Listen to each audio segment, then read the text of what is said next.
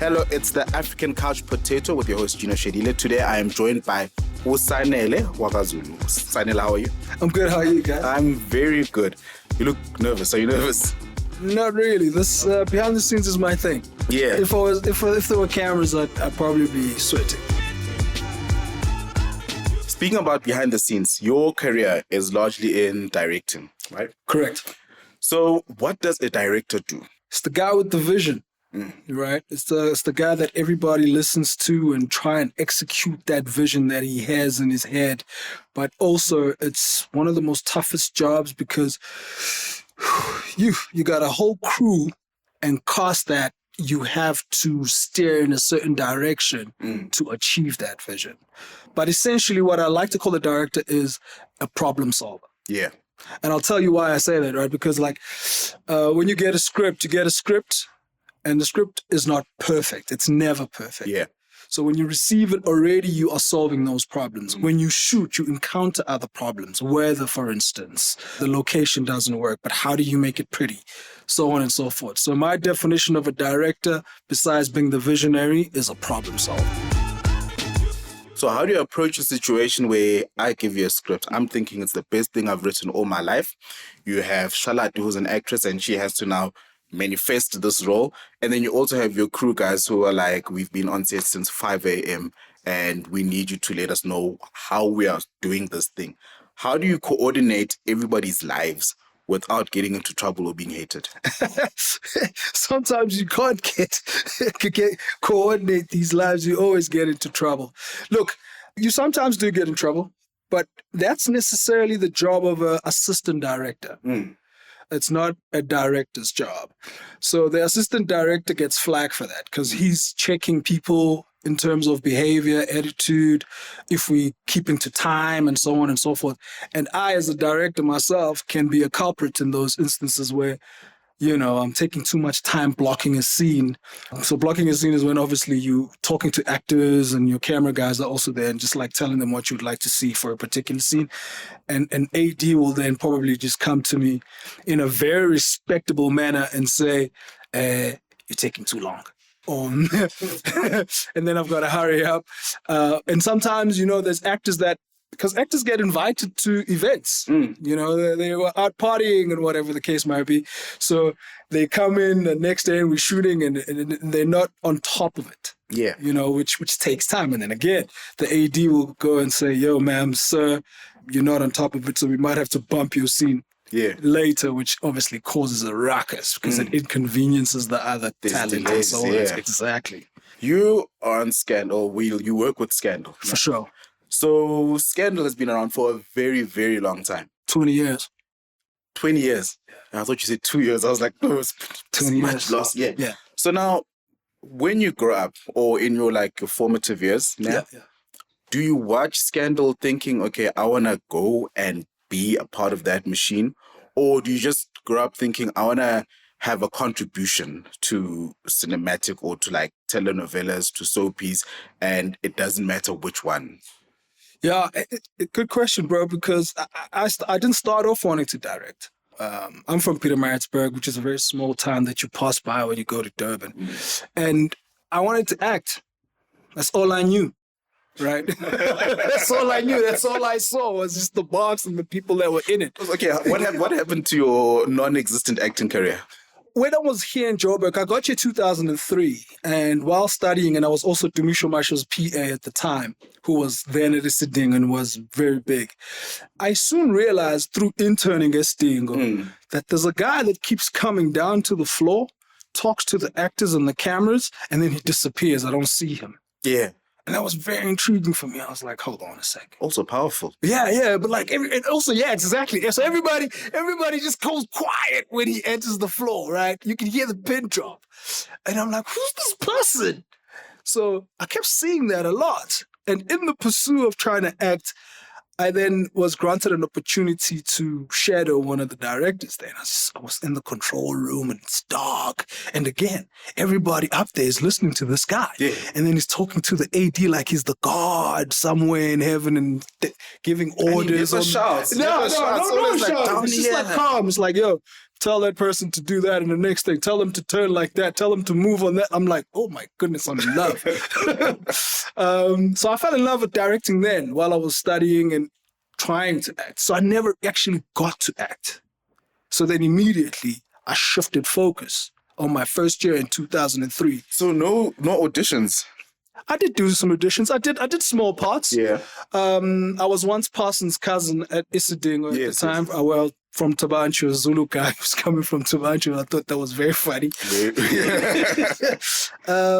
And I did like some small things. Some I can't even remember. But like I've had 2 moments that I remember acting. But nothing big, really. The big things came from directing. You know, as soon as you said that you wanted to act and now you're a director, I was like, here's somebody who feels my pain. I thought I was going to be an actor. I thought I was going to be like a TV face, right? And it was all going well. I was like doing some presenting gigs for SABC One. Sure. Then there was this guy who just basically made me a drummer on a production. So I was like, okay, this guy is taking my voice away from me. Literally, I'm like there with the djembe drum. I'm just going pop, pop, pop, pop twice for a 1.5 hour production. And I was like, nah, this is not for me. Yeah. Then I moved to behind the scenes. Yeah. So I thought you were also going to have a sad story, but yours is not as hectic as mine. Mine. And by the way, you look good. You should be in front of camera. I think we should both be in front of camera. I think so too. We should do something. I think so too. Yeah. Look, mine worked out perfectly because I also pretty much thrive in directing. I'd like to believe I'm one of the few that are really great here in South Africa. I shot a movie with Kagiso Modupe, probably you know it, called Losing Lerato. Yes. Which I think did very well. Shout out to Kagiso.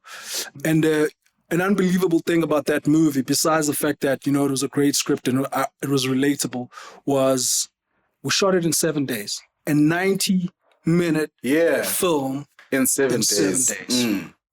And it was on our big screens, and it won international awards in 7 days. Bro. Yeah. That's crazy. It's unheard of. And I did that with my crew and my cast. The pressure of time constraints, because obviously everybody's like giving you flack for like, it's like the director always delays things. Like whenever he comes to see us, there's a problem.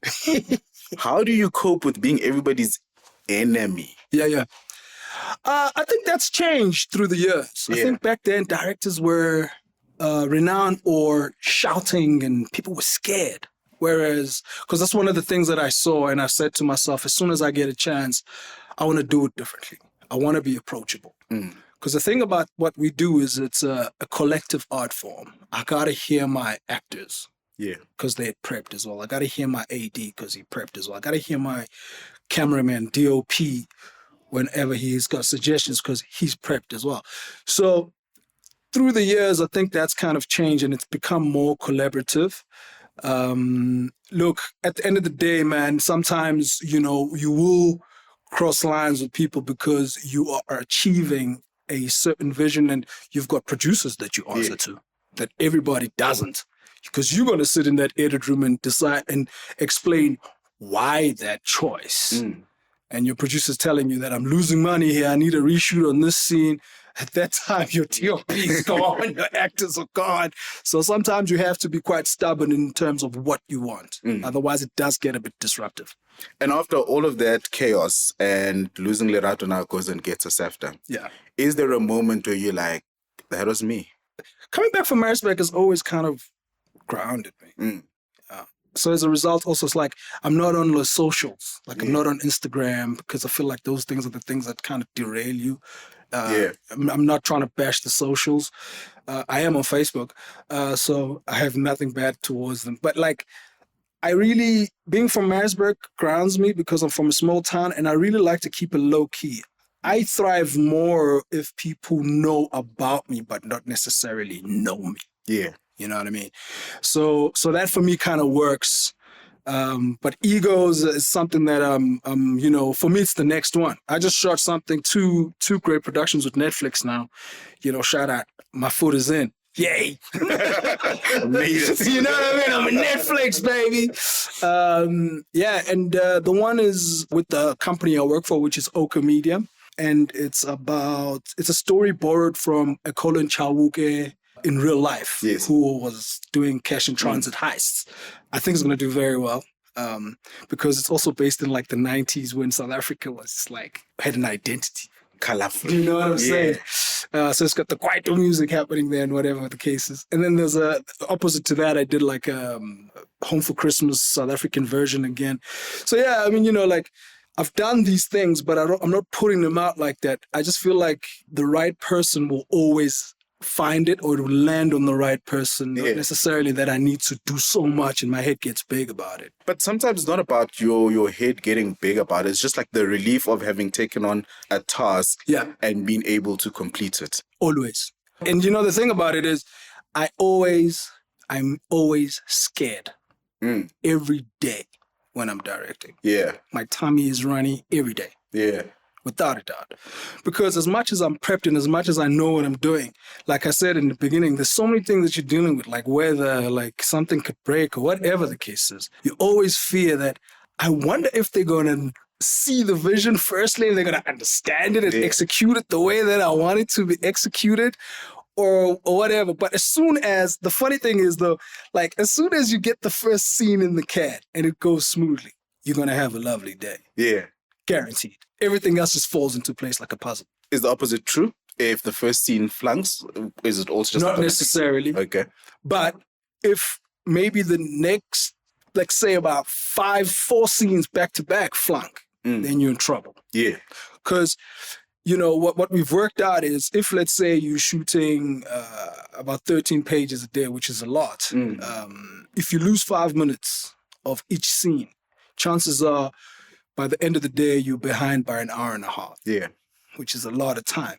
So if you take that into consideration and flip it around, you then, if everything goes well, you're an hour and 30 minutes ahead. And what does that mean? Your crew's happy, your cast is happy, everybody goes home. Your producers are everyone loves you. Exactly. Yeah. Your role at Oka Media, right? Yeah. Is it director or is it creative producer? And what's the difference? So I'm the series producer. Okay. So at Oka, I'm the series producer and I'm the director.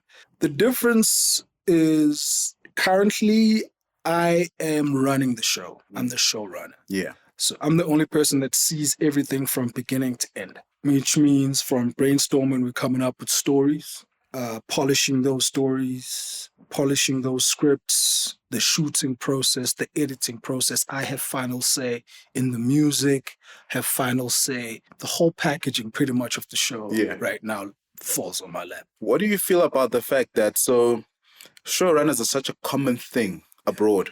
Yeah. And in SA, we don't really have, or they're not really prominent. Like nobody has made a career from being a showrunner. It's always various hats that you're doing the same roles, but you're wearing different hats. Yeah. Do you think we need to have like a surgence of a showrunner as its own title?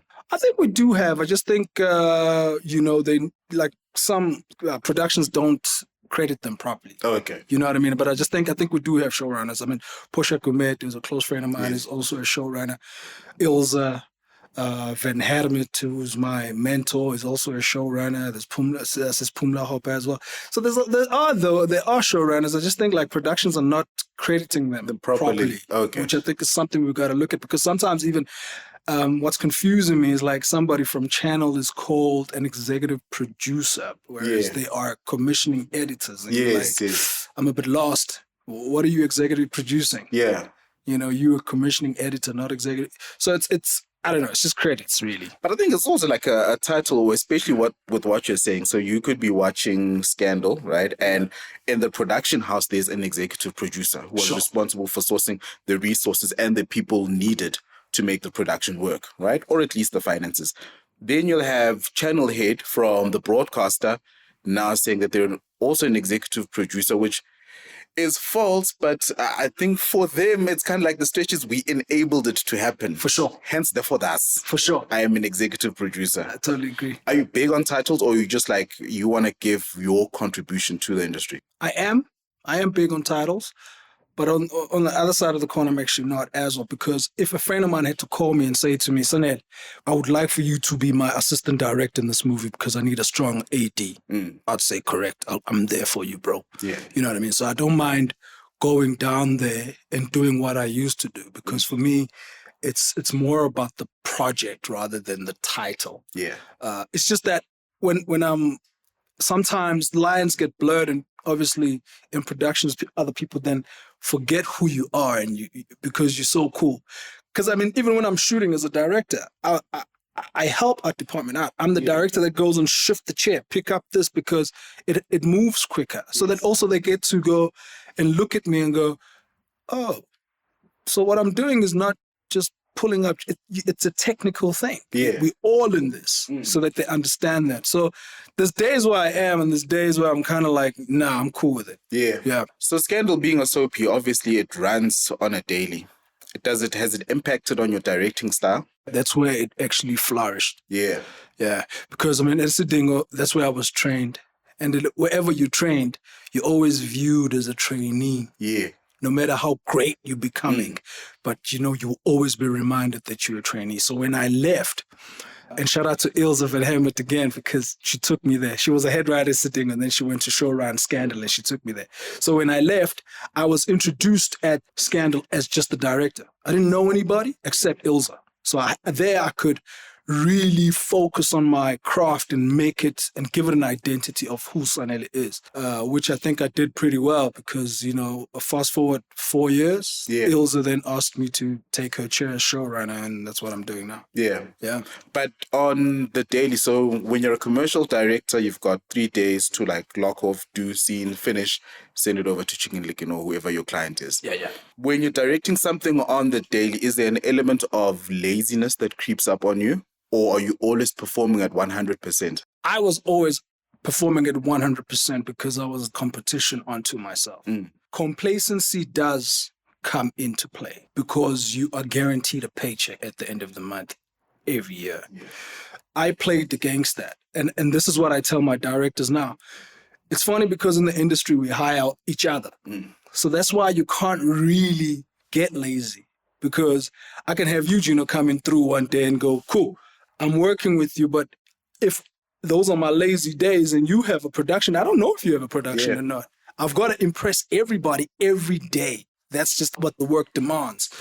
So personally, I've never had lazy days and complacency because of that, because I just always feel like I don't know who's watching. And the reason why I am where I am today, I didn't even know that Ilse was watching. Yeah. You know what I mean? And that's the surprise thing about it. But every day if you wake up and perform at your level best, someone's watching, I always believe. And the next thing you just get a phone call and you find yourself somewhere else. It's true what you're saying, that somebody is always watching. Yeah. I actually do have a production. There we go. We actually are going into season from January. Oh, nice. Yeah. And I think for me, it's also like one of the reasons that I started this podcast is because I'm, like I said, I've got a failed acting career that didn't pick off. Sure. Then I went hectically behind the scenes. So I started off as a producer. Yeah. Now exec producer.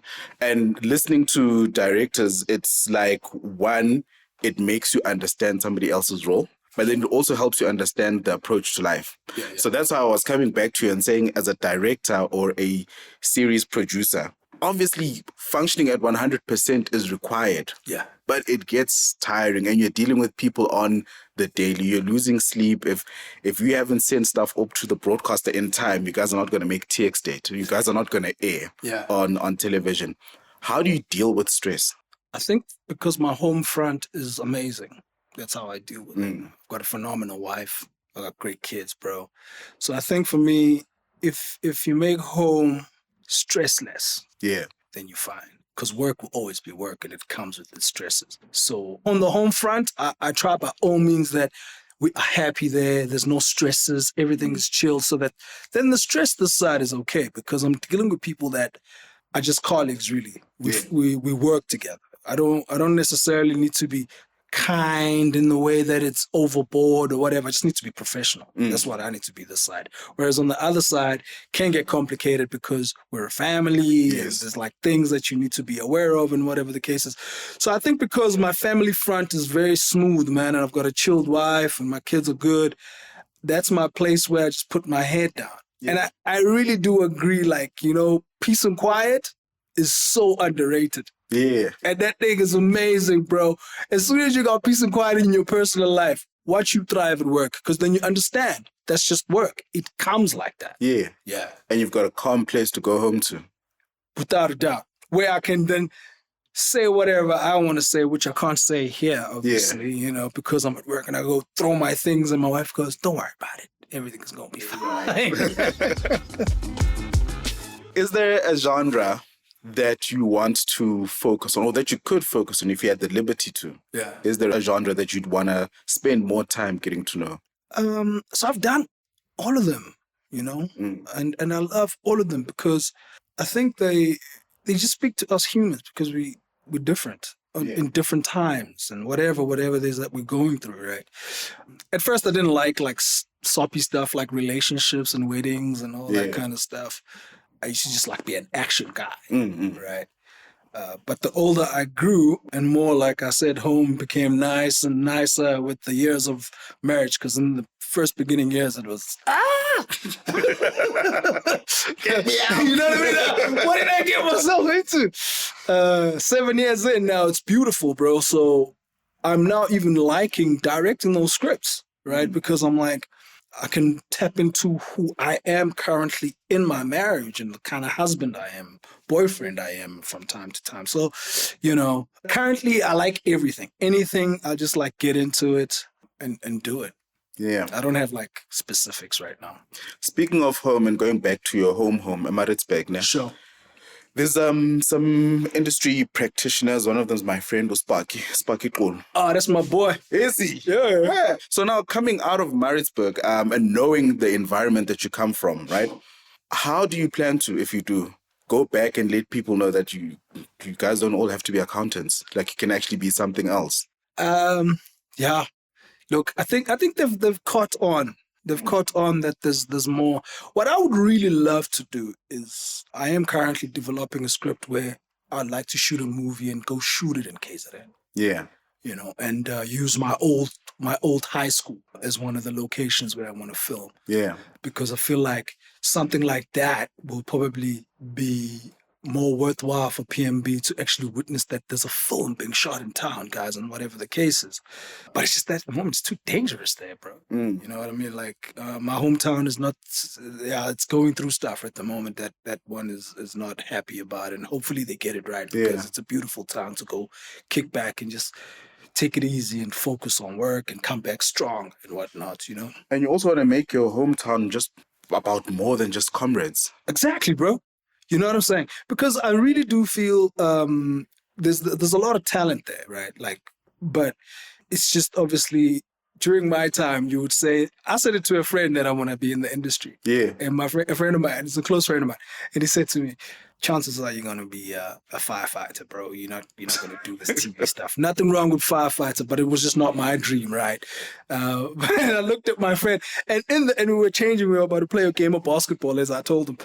And in that moment, I realized that some people are not thinking like that. So maybe sometimes don't say your dreams out loud, because they don't understand it like that. And for them, probably he thought like, and this was like 2000s, bro. And he probably looked at it and was like, you in Joburg, really? I don't see it. And here I am. I've been here 20 years now. You know what I'm saying? There is the family aspect that keeps you calm. For sure. Your job is basically bringing visions to life. Sure. Is there a boy inside you who has their own vision of how they would like life to turn out? Like, ultimately, you know, to give you an example, I want my perfect life to be somewhere in like a wooden cabin where people can't reach me in Mpumalanga. I've got this big ass writing studio and a racetrack, maybe a Ferrari, but no phones. Like, don't call me for Jack. I just want to write and release stuff, release productions. Sure. Is there a ultimate happiness version of you that you're aspiring towards? I think you just painted the picture, bro. I think you painted a picture for a lot of people. I think where you are, but I'd like to own a farm. Yeah. That's my ultimate. Because deep down I'm a Zulu guy, you know. Sanele Zulu from Zulu KZN. Yes. You know, so I'm very interested in farms and like cattle and all that kind of stuff, and live a simple life, and then decide which project I want to get involved in. and then fly out to that, direct that, whatever, write a script sometimes, send that script, and just like work in my own terms. That's my ultimate. I don't necessarily have to have a Ferrari, but like, yeah. It would be nice. Dope, and yeah. Ferraris made tractors to begin with, so you see there's that alignment. I'm going to play devil's advocate here. I'm not sure if you've seen Outlaws on Showmax. I've seen the trailer. Okay. Yeah. I've heard people comment. Okay. Yeah. All right. No, it's fine. Then I just No, go ahead, though. I wanted to get your perspective on it because, in essence, I can tell you my perspective without watching. Okay. All right. And this is my honest, true opinion, right? I can't relate because cowboys is not our thing. Yeah. And that's why I'm going to have a tough time to even go and watch it because that's a Western thing. Yes. You know what I'm saying? It's not South Africa or even Africa. I don't know. Because even the movie Five Fingers of Marcel's, even that for me with the cowboy, it looks amazing. It was shot beautifully, all of it, but I can't relate. I struggle. Yeah. Yeah. Good touch point that of not being able to relate because it is a Western. There are sexifying cattles and ranches. How do you then make things real to your audience? Yeah, I mean, you gotta see, again, audience is tricky, right? Because they want to see a reflection of themselves, but also not too much. Because then if you tap in too much into it, they don't want to see their lives playing out. Yeah. There has to be some sort of escapism in what you're doing to find that sweet spot, which is, you never know when you really have it or not. So I'll use the Soapie, for instance, as an example. Too much blood freaks out the kids. Can't. You got to touch on it, move on, right? So for me, whenever I get a script, if I relate to it personally first, you know, from not because of what happened in my life necessarily, but it's probably something that happened to my sister or a cousin of mine or my wife or my father-in-law, something I can like latch onto, because then I'll tell a true story that someone will watch and go, I see myself in that, rather than, I think Americans are good at like coming up with like stuff. Yeah. We're not there yet. Our audience is very conservative and they want something that they're going to relate to and find themselves in. Not necessarily, like I said, it must be exactly the truth, because then, you know, don't show me too much of my messed up life. But I like that you touch on it, but find that sweet spot. Any parting shots? Yeah, man, you know, Sanele Zulu is going to do more great things. There's some great things coming up. So, yeah, but like, you know, like I said, I can only talk about the two that I've just done. They're still going to come out towards the end of this year. Home for Christmas is coming out. Shout out to BBZ Films, Johnny and Tiffany, and Oka, Stan, my CEO for the Soon Comes Night. But there's other things that I'm discussing with Netflix that I'm excited about, bro. Yeah. So besides Netflix and IMDb, where can people find you if somebody wants to reach out? They can reach out on my cell phone and my Facebook. Facebook is Sanele Zulu. But there's like 5 million Sanele Zulus on Facebook. If you really want to find me, you'll find me. But there's no picture to cross-check. There is. You have two photos on the whole internet. And one of them you have a cap on. So that's what I'm saying. Where can people find you? But you found those two, right? I'm hectic on the research. Well, they must reach out to you and go, yo, Gino, How can I get a hold of this guy? get hold of that dude for me, bro. Let him connect me. I always, look, for real though, I always believe if somebody really wants to find you, they find you. Yeah. Yeah. All right. Yeah. Thanks so much. That was Sanele Zulu, and that brings us to the close of another episode of African Couch Potato, the mashup. In next week's episode, I'll be taking you guys through 50 South African productions that you have never heard of. That's me, Gino Shedile. Peace.